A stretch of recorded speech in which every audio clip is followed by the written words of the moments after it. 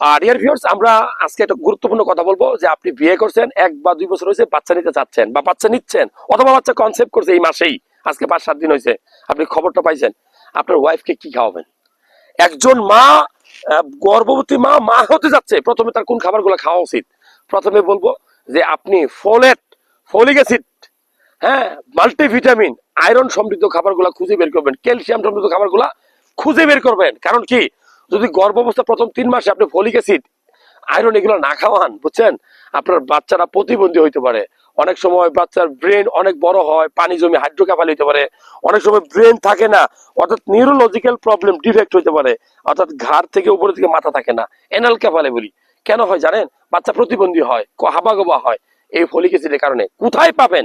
সরকারি হাসপাতালে গেলে প্রচুর ফলিক অ্যাসিড দেওয়া হয় ফ্রি, তারপরে আয়রন দেওয়া হয়, ওগুলা খাবে। পাশাপাশি যত রকমের সবুজ শাকসবজি আছে এগুলা ফলিক অ্যাসিড সমৃদ্ধ।